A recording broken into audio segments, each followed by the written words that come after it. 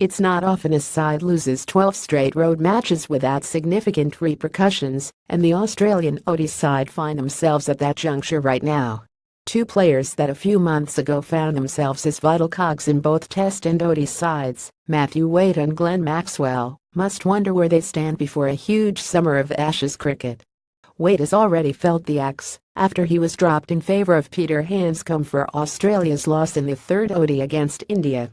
The keeper has struggled mightily of late, failing to post a double-figure score in his past 5 ODI innings and past 3 Test matches.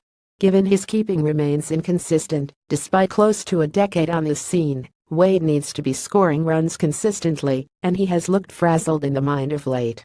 He is a scrapper and a fighter, so naturally when he is out of form, Wade looks particularly ugly with the willow.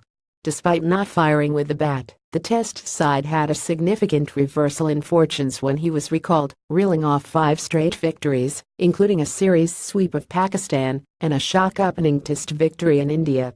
However, now that the side has won just one of its past 5 Tests, including an unconvincing 11-series draw in Bangladesh, Wade's numbers are under the microscope.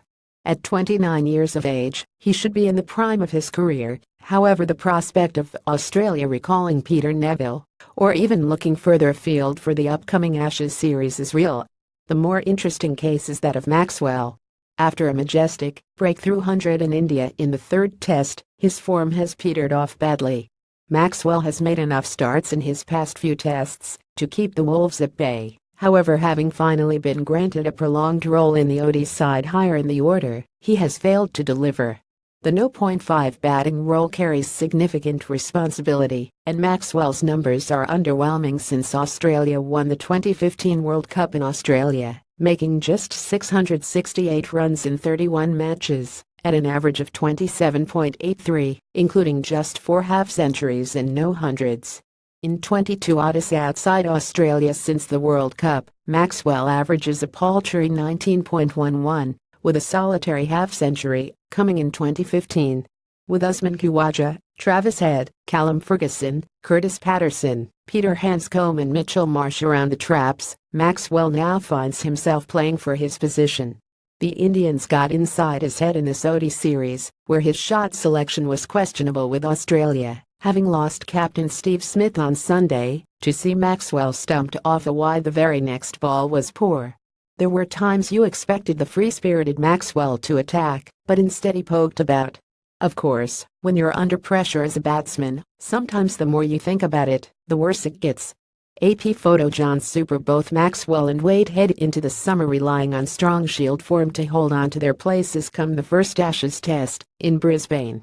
The pair will no longer be domestic teammates, if that's what you could call them, given Maxwell's recent remarks about Wade batting above him, Wade having departed for his home state of Tasmania after 11 years in Victoria.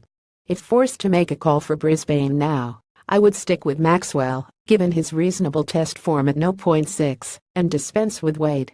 However, there is still plenty of water to go under the bridge before November 23, and a century for either player would probably get them over the line. When push comes to shove, subjectivity is hard to find in cricket. Your recent runs, wickets and catches are there in black and white, and are your only real currency when under pressure. For Wade and Maxwell, it's time to deliver, or they could find themselves on the outside looking in for good.